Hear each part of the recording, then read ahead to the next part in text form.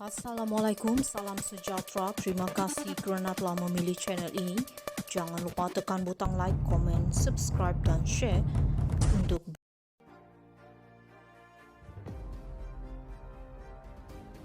Kerjaya politik Muhyiddin bakal berkubur.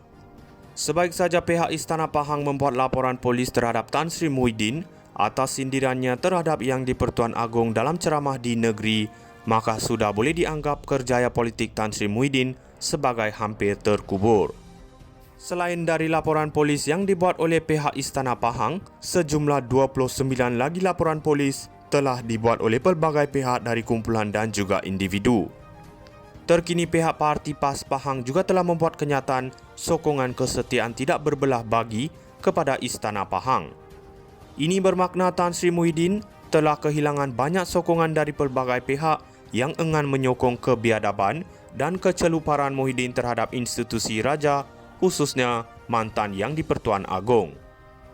Dipercaya pihak pemimpin dalaman dari kem tertentu, Parti Pribumi Bersatu juga bakal ambil kesempatan untuk memberi tekanan supaya Muhyiddin meletakkan jawatan. Puak-puak ini tidak berpuas hati terhadap Muhyiddin kerana tidak dapat merebut jawatan presiden atas sebab pertandingan jawatan itu ditutup.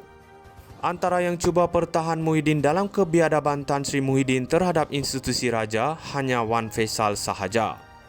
Wan Faisal dalam kenyataannya berkata apa yang dikatakan oleh Muhyiddin berkenaan 115 SD dari ahli parlimen adalah fakta dan menyatakan beliau turut menjadi saksi melihat dokumen berkenaan. Namun mengenali Wan Ahmad Faisal sering tersalah sasar dan sering lari dari topik seperti kes surat layang dibawa ke parlimen. Kenyataannya untuk membela Presiden Parti Bersatu hanya dipandang sepi oleh pelbagai pihak. Isu utama adalah sindiran dan kenyataan Muhyiddin dalam ceramah terhadap Yang di-Pertuan Agong itu, isu utama laporan polis. Kedua, sama ada Wan Faisal hanya hulur tengkuk selamatkan Muhyiddin berkenaan 115 SD itu terpulang kepada Wan Faisal sendiri kerana jumlah 115 itu sendiri meragukan dan tidak betul. Ini kerana dari mana datang jumlah 115 itu jika ahli parlimen BN terikat dengan aku janji dan tanda tangan tidak melompat. Kerana Anwar Ibrahim juga sudah membawa jumlah 112 SD sahih dan kiraan jumlah tepat cara en blok ketika itu. Ini bermakna dalam jumlah 115 yang dibawa Muhyiddin ada pecahan individu yang sudah terikat dengan BN. Adakah Muhyiddin cuba perdaya istana dengan jumlah tidak sahih? Di belakang Yang di-Pertuan Agong ada pihak penasihat undang-undang dan keputusan Agong berlandaskan undang-undang. Apa yang Wan Faisal patut lakukan adalah terhasil dari surat layang itu jika benar, Wan Faisal harus lapor kepada pihak tertentu dan mohon dokumen dan salinan sahih dan bawa ke parlimen. Maka dengan kedudukan terbaru Muhyiddin dengan kes 3R ini, riwayat politik Muhyiddin dianggap bakal berkubur. Ini memandangkan banyak lagi kes lain yang Muhyiddin sedang hadapi di mahkamah. Kerjaya politik Muhyiddin bakal berkubur. Sebaik saja pihak Istana Pahang membuat laporan polis terhadap Tan Sri Muhyiddin atas sindirannya terhadap Yang di-Pertuan Agong dalam ceramah di negeri, maka sudah boleh dianggap kerjaya politik Tan Sri Muhyiddin sebagai hampir terkubur. Selain dari laporan polis yang dibuat oleh pihak Istana Pahang, sejumlah 29 lagi laporan polis telah dibuat oleh pelbagai pihak dari kumpulan dan juga individu. Terkini pihak Parti PAS Pahang juga telah membuat kenyataan sokongan kesetiaan tidak berbelah bagi kepada Istana Pahang.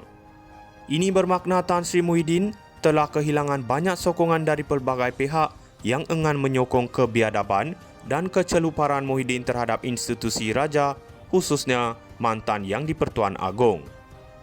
Dipercaya pihak pemimpin dalaman dari kem tertentu, Parti Pribumi Bersatu juga bakal ambil kesempatan untuk memberi tekanan supaya Muhyiddin meletakkan jawatan.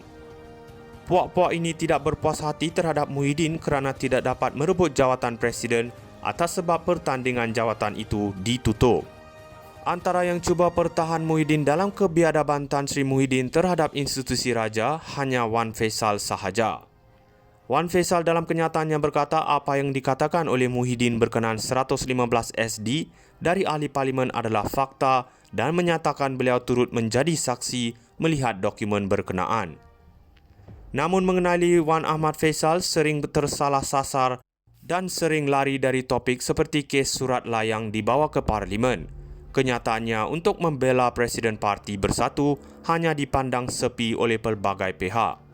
Isu utama adalah sindiran dan kenyataan Muhyiddin dalam ceramah terhadap Yang di-Pertuan Agong itu, isu utama laporan polis.